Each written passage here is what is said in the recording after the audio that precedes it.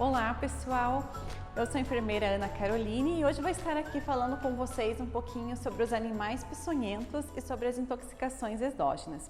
Vou deixar meu e-mail nesse primeiro slide aqui, caso alguém tenha alguma dúvida pode estar me mandando perguntas ou as dúvidas que tiverem por e-mail, que assim que possível eu estarei respondendo. O que são os animais peçonhentos, então? Então, os animais peçonhentos são aqueles que produzem peçonha, que seria, no caso, os venenos, né?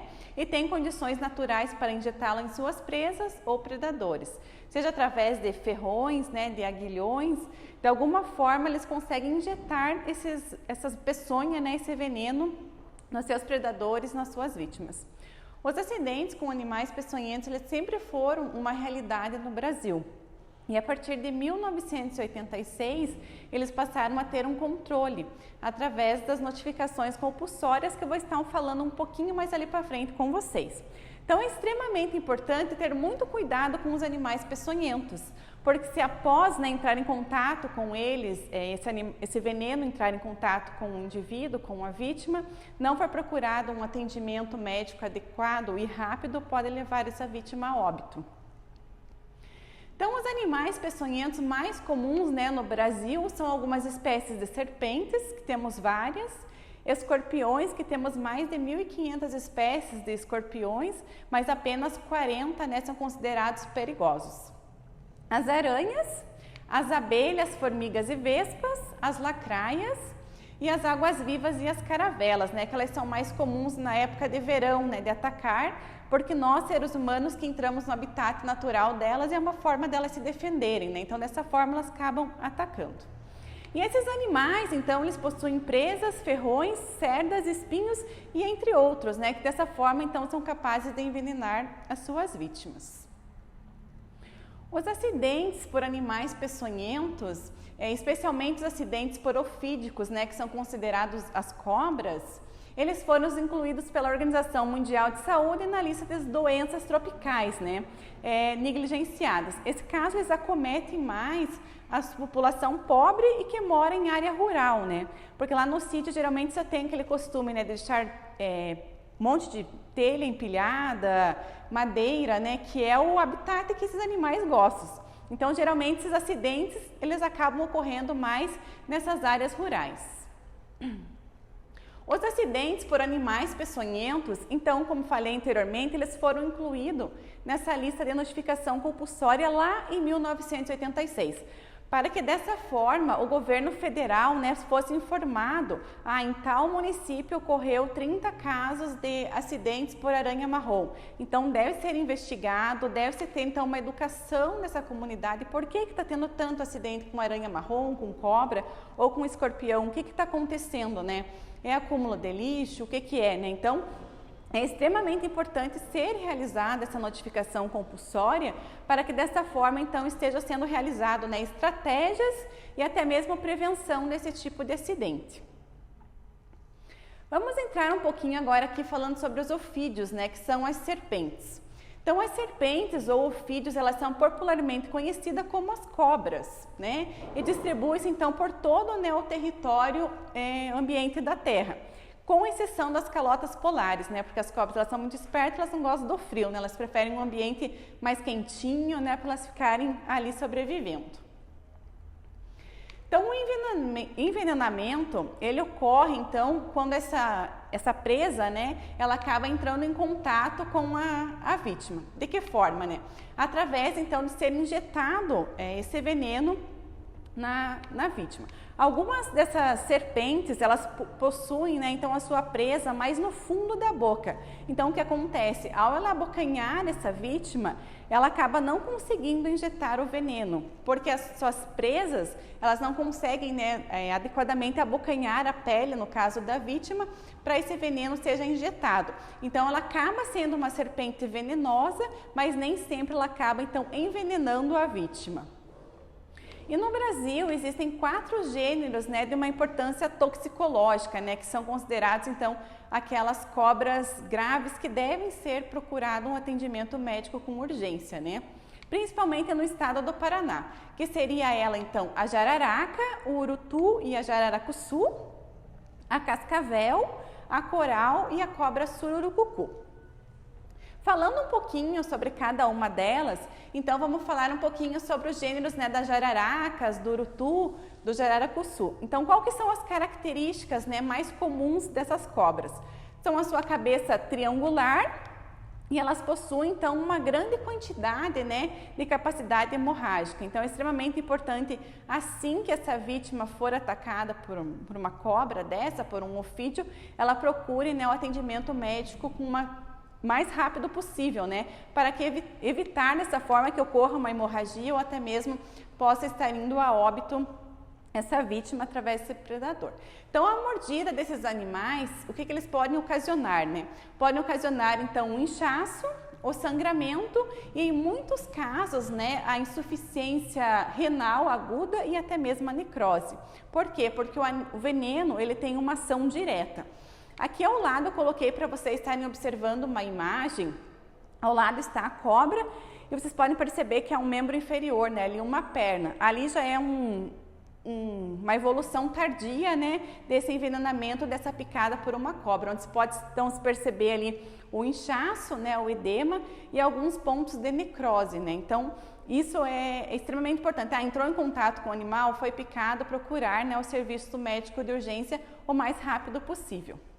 Essas cobras, elas vivem geralmente em campos, bosques e elas são responsáveis por 85% dos casos, né, de acidentes com os ofídeos, né? Então, as cobras cascavéis, elas têm essa responsabilidade, né, de 85% de atingir uma certa população. Os gêneros, então, das cascavéis, elas acabam se distribuindo em todo o país, principalmente nas florestas litorâneas, né, que elas gostam bastante, e nas florestas tropicais. Elas possuem, então, uma característica muito marcante, que é o seu chocalho, né, que é o seu guiso. Então, uma cobra cascavel, ela pode viver até 15 anos, e a quantidade de guizos corresponde à quantidade de idade que ela tem. Então, toda vez que ela troca de pele, fica um guizo sempre a mais. Ela pode trocar de 2 a 3 vezes de pele por ano. Os sintomas, né, de um acidente com uma cascavel seria então a urina escura, a insuficiência renal e as dificuldades respiratórias. Aqui ao lado também coloquei uma imagem para vocês estarem vendo, né, de uma cobra cascavel e de um acidente ali em membro superior, né, que seria na mão. E são responsáveis por 9,2% dos acidentes, né, com os ofídeos com as cobras.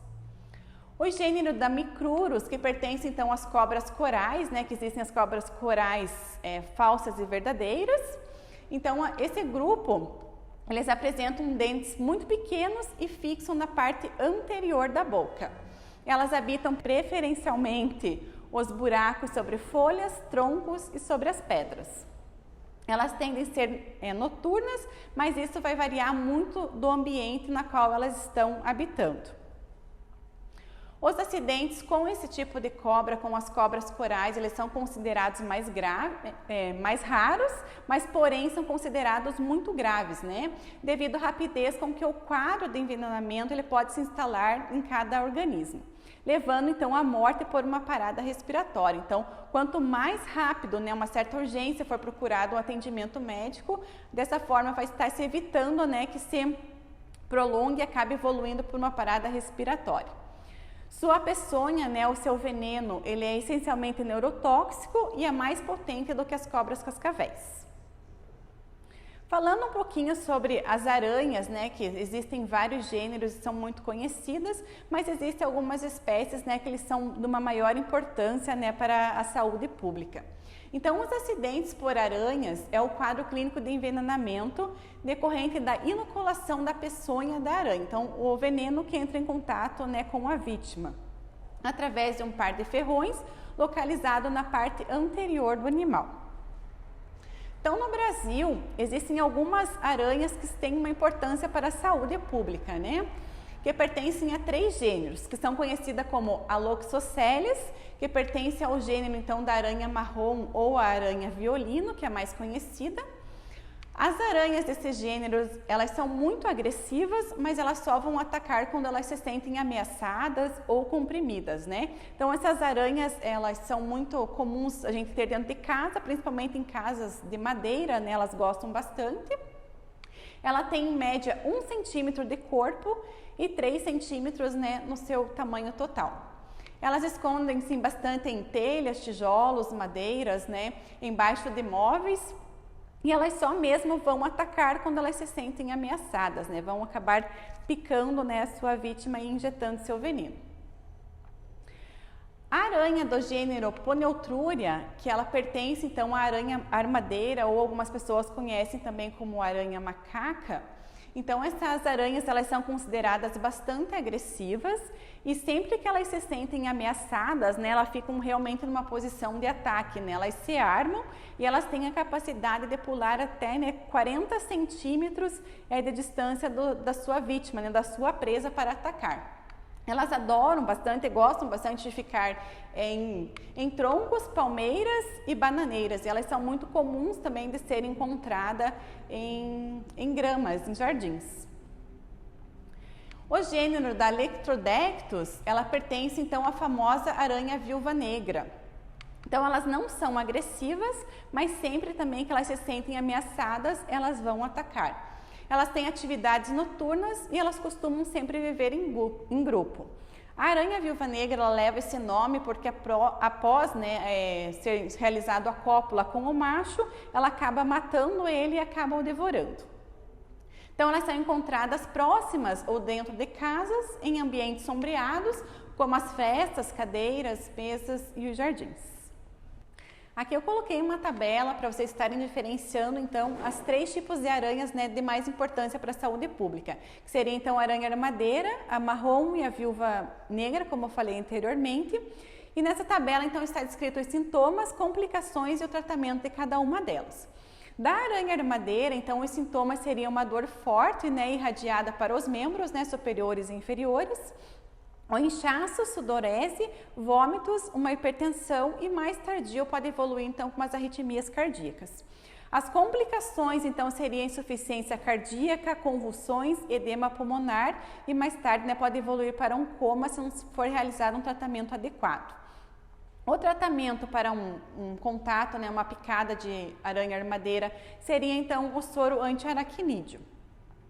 Da aranha marrom, os sintomas são uma dor discreta, até muitas vezes as pessoas elas nem acabam percebendo, né? Elas vão perceber no outro dia que pode ser uma picada de aranha marrom, porque vê aquele pontinho, a pele avermelhada, né? E no meio aquele pontinho preto, né? Que é bem característico de uma picada de aranha marrom. Então por isso, né, que é uma dor mais discreta e acaba sendo mais tardio essa evolução dos sintomas da aranha marrom.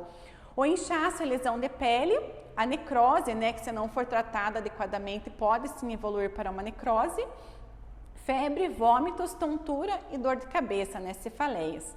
As complicações, então, é o risco de amputação do membro, né, caso não seja tratado, sim, pode evoluir para uma necrose, tenta ser realizado um debridamento, né, que é a retirada desse tecido morto, mas nem sempre tem solução e muitas vezes, então, acaba evoluindo, então, para essa amputação.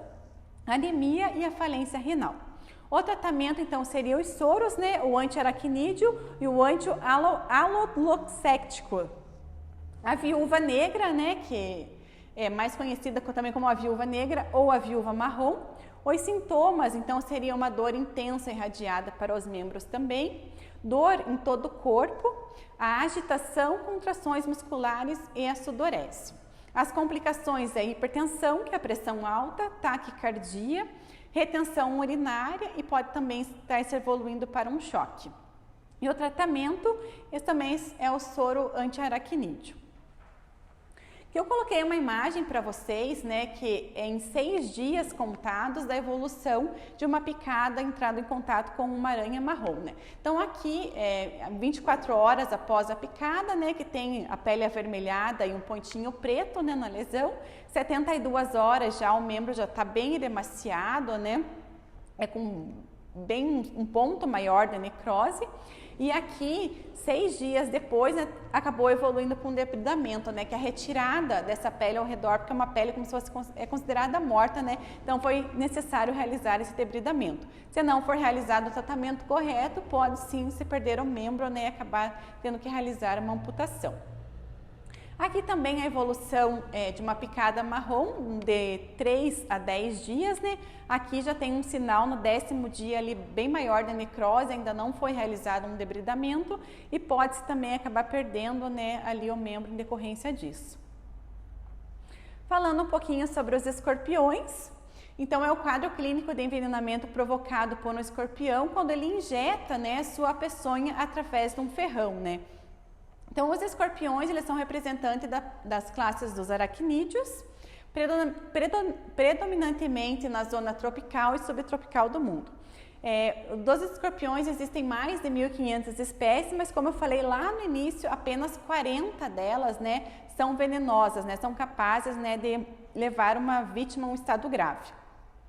A maior incidência são nos meses em que ocorre aumento de temperatura e umidade. Os escorpiões gostam bastante de áreas quentes, né? Principalmente no norte, lá do Paraná, tem bastante casos, né, de acidentes por escorpiões, porque são um ambiente que eles gostam. Aqui eu coloquei uma tabela para vocês de 4 tipos de escorpiões, né, mais encontrados no Brasil. O de maior importância para a saúde pública seria o escorpião amarelo, que é considerado um dos mais venenosos, que podem levar uma vítima a óbito em pouco tempo. Então, ele é encontrado em todo o Brasil. O escorpião marrom, né, ele já é encontrado na Bahia e regiões do centro-oeste. O amarelo do Nordeste é a espécie mais comum lá para a região do Nordeste mesmo. E o preto da Amazônia, que é encontrado lá no Mato Grosso, né? E como que é essa picada, né? É diferente de adulto para criança? Sim, é diferente de adulto para criança. Por quê? Porque nos adultos é uma dor imediata e geralmente quando o adulto ele entra em contato, é picado por esse animal, muitas vezes ele vê, né, o animal, sentiu uma dor no local, quando vai observar, foi uma picada. E às vezes, muitas vezes o escorpião está ali próximo, né? Então ele sabe o animal que acabou picando, né?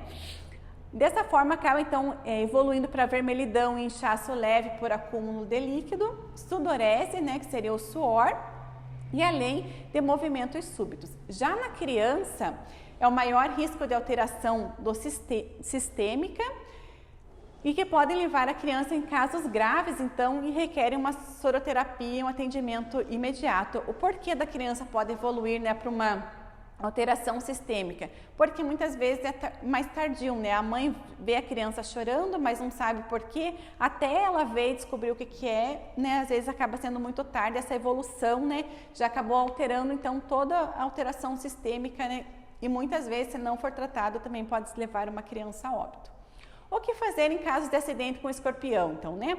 Limpar o local com água e sabão, aplicar compressas mornas, né?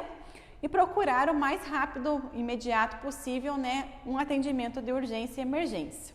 Então aqui eu coloquei uma imagem para vocês de um escorpião amarelo, né? Aqui uma picada em mão, que dá para ver ali bem o sinal característico, aqui no pé e aqui em uma criança, né, que dá para ver bem o pezinho que já tem pontos, né, de necrose tecidual, né? Então provavelmente vai ter que ser realizado um debridamento desse tecido ali, né, morto, da pele morta que tem ali.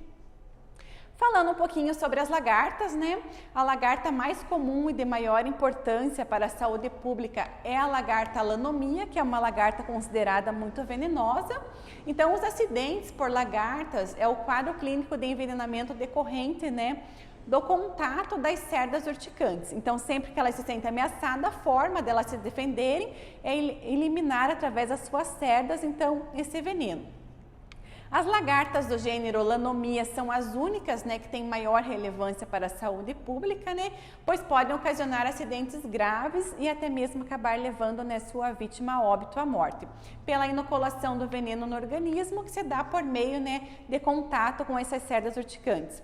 Essas lagartas elas são muito comuns, né, em árvores frutíferas, né, árvores de maçã, pereira e até mesmo em coqueiros se encontra muito dessas lagartas. Falando só sobre um pouquinho sobre a lagarta lanomia, então o que é uma lagarta lanomia, né? É a fase larval do ciclo biológico de uma mariposa. em que dura em média de 3 meses mais ou menos. Durante o dia, as lagartas vivem sempre agrupadas, né, em troncos de árvores. Sempre que a gente observa, realmente elas estão todas juntinhas, né, principalmente nas árvores frutíferas. Quais são os sintomas, né, e a intoxicação por a lagarta lanomia? A intoxicação ocorre, então, pelo contato, né, com suas cerdas urticantes, que é a forma delas se defenderem e acabar eliminando seu veneno.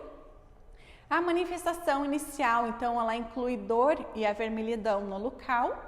E o sangramento pode ocorrer nas primeiras horas, né, onde foi entrado em contato com as suas cerdas urticantes. E em alguns casos, o envenenamento pode provocar hemorragia, insuficiência do rim e do fígado e pode muitas vezes levar até mesmo o indivíduo à morte. Qual seria então o tratamento, né? Então os médicos eles acabam utilizando o soro antilanômico para o tratamento que deve ser administrado, né, de acordo com a intensidade e a gravidade de manifestações. Então, conforme é avaliado, é visto, né, o estado clínico da vítima, é administrado esse soro. Como se prevenir? Então, deve-se evitar o contato com essas lagartas, né, evitar... Se tem lá no tronco da árvore, não vai lá mexer, deixa lá o bichinho quietinho, né? E como proceder, né? Ao ter o contato com qualquer tipo de lagarta, a pessoa deve procurar uma unidade, um pronto atendimento o mais rápido possível para que os quadros, né, clínicos não evoluam e acabem muitas vezes levando o indivíduo à morte ou um caso mais grave, né? Então, o Brasil, ele é o único produtor do soro antilanômico, né? Que é específico para o tratamento e envenenamento com a lagarta do gênero Lanomia. Falando um pouquinho sobre as abelhas, né? Que é muito comum.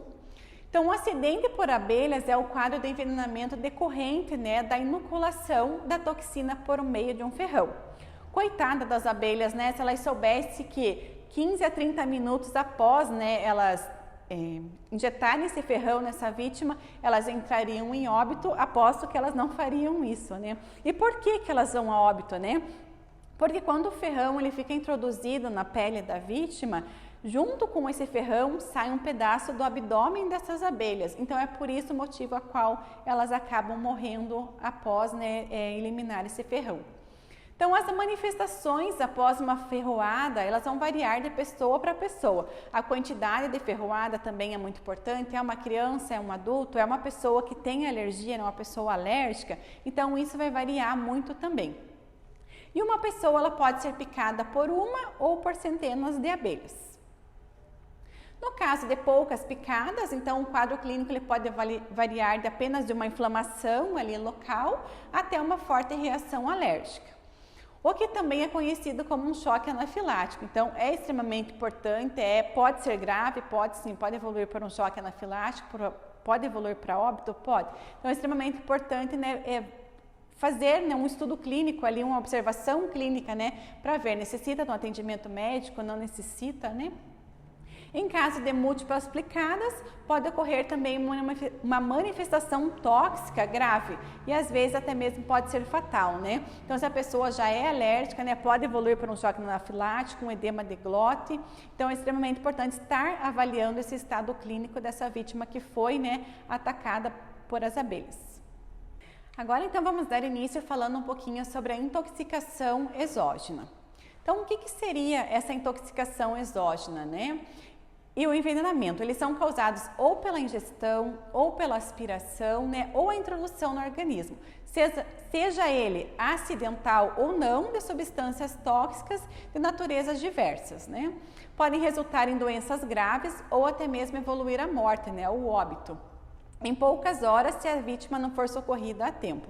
Então, também essas intoxicações, né, podem ser por suicídio ou até mesmo por homicídio, que em alguns casos graves, mas sim pode ocorrer, né? Aí, para essas intoxicações, né, nós temos os antagonistas. O que seriam esses antagonistas, né? São substâncias que atuam tentando inibir a ação dessa substância. Então, é extremamente importante, né, que após essa intoxicação, essa ingestão, né, foi lá de do desinfetante, qual que foi, né, essa intoxicação? Levar para um pronto atendimento o mais rápido possível para ver qual que seria o tratamento adequado, né? Vai ser necessário a ingestão de um carvão ativado para tentar, né, inibir essa ação. Então, é extremamente importante estar analisando, né, um olhar ali clínico para ver como proceder corretamente. É extremamente importante, então, identificar a substância responsável pelo envenenamento o mais breve possível, para que desta forma, né, seja realizado um tratamento mais eficaz. As substâncias mais comuns na intoxicação, né? Quais são essas substâncias, né? São os produtos químicos, que é aqueles, né, comuns, muitas vezes utilizados, né, na limpeza diária das casas, né, das limpezas domésticas e até mesmo de laboratório. Os venenos utilizados em lar, que são geralmente os raticidas, né? Os entorpecentes e medicamentos em geral. Alimentos deteriorados e alguns gases tóxicos também podem levar a essa intoxicação exógena. E existem 4 vias, né, que são as formas, né, de intoxicação no organismo, que seriam elas, então, a dérmica, que é através da pele, a respiratória, né, que podemos estar inalando, a digestiva e a venosa, que daí seria geralmente no uso de drogas. Quais que são, né, os sinais e sintomas, né, dessas intoxicações? Isso vai variar muito do que foi ingerido, do que foi introduzido no organismo, né? Então depende muito do tipo de droga, da concentração, né, que foi utilizado pouco, foi utilizado muito, então é o tempo que está exposto, né, esse organismo a essa substância. E ainda a variabilidade do indivíduo, né? Seja ela, então, a idade, alguns fatores genéticos também acabam interferindo, a presença de algumas doenças pré-existentes e a tolerância, né, individual. Então, cada organismo vai acabar agindo de uma forma diferente. As intoxicações, né, por o monóxido de carbono. Então, o monóxido de carbono ele é conhecido como um assassino silencioso. Por quê? Porque ele é um gás sem cheiro e potencialmente perigoso, né? Ele não tem cheiro, não tem cor, então a vítima pode estar exposta, né, há muito tempo ali sem saber. E muitas vezes, quando é encontrada, já é encontrada até mesmo em óbito. Ela pode ser emitido, então, por diversas formas, que são eles, né, os aquecedores de gás, que são muito comuns, né, no inverno, os fogões e o escapamento dos veículos. Uma das medicações muito utilizadas, né, principalmente em vítimas que tentaram o suicídio, é o paracetamol. Se as pessoas soubessem, né, os danos que podem acabar ocasionando no seu organismo, principalmente o paracetamol, ele tem um órgão-alvo, né, que seria o fígado. Dessa forma, se a pessoa não for a óbito, né, ela acaba então desenvolvendo, né, uma insuficiência hepática, muitas vezes necessita de um transplante, né, hepático de um fígado para que tenha, né, uma vida, tente voltar a uma vida normal. Lembrando, né, que não só o fígado vai ser atingido, vai ter outros rins, vai ter os rins e outros órgãos, né, que é todo um conjunto o nosso corpo humano.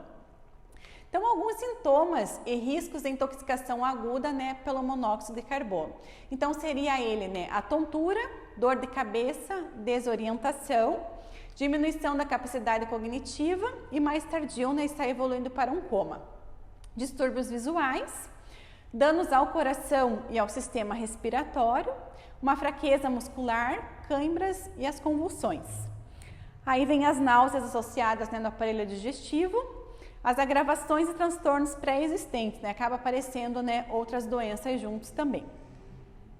Qual que seria, então, esse tratamento, né? A medida de suporte e oxigênio a 100%, de 12 a 15 litros em vítimas conscientes, sobre máscara facial, né, perfeitamente ajustada, né, para que não tenha, né, perda desse oxigênio.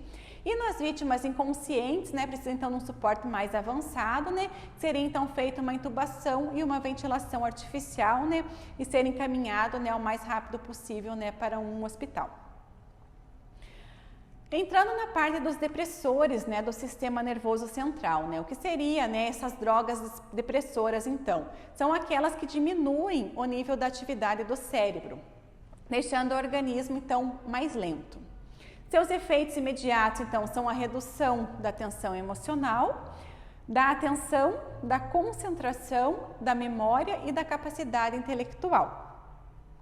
Aqui eu coloquei uma tabela, né, para estar diferenciando e mostrando quais, né, são essas drogas, né, que são os depressores, os estimulantes e os perturbadores.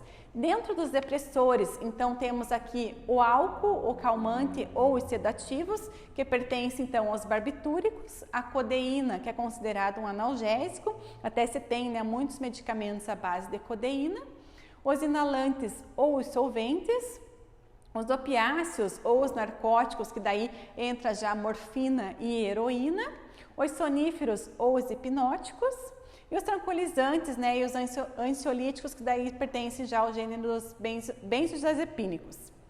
Os estimulantes, né, que seriam as anfetaminas, a cafeína, a cocaína e a nicotina.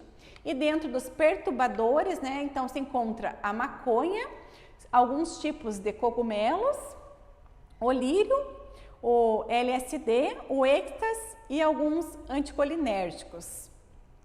Aqui eu coloquei uma tabela, né, o que cada um vai afetar no nosso organismo, né? Então, dentro dos inalantes, que seriam os solventes, encontra-se, então, eles acabam ocasionando danos ao cérebro, aos olhos, né, ao fígado, ao rim, à medula óssea, o esôfago e o estômago. E também acaba, então, evoluindo na atrofia dos órgãos genitais. Já os estimulantes, eles vão ocasionar, então, danos no sistema nervoso central, a dilatação das pupilas, a anorexia, que seria a perda de apetite ou até mesmo a fraqueza, a flebite, que é a inflamação das veias, né, que pode até ser visível para a gente ver, consegue ver, fica bem avermelhado, e a elevação da pressão. A maconha, né, ela acaba, então, ocasionando danos no sistema nervoso central, alteração de humor e a perda da orientação. A cocaína, ela gera, então, danos no sistema nervoso central, a hemorragia cerebral, convulsão, ataque cardíaco, insuficiência respiratória e perfuração do septo nasal. Os alucinógenos acabam ocasionando, então, danos no sistema nervoso central, alucinações e as anormalidades cromossômicas, né? Então, lá na frente pode ocasionar, né, gerar danos, né, nas futuras gerações. Então, o que eu tinha para passar para vocês seria isso, gente. Como eu falei lá no início, eu deixei meu e-mail, vocês podem estar me mandando e-mail para tirar dúvidas. Essa seria a nossa aula de hoje e aqui eu deixei uma mensagem para vocês estarem refletindo. Muito obrigada!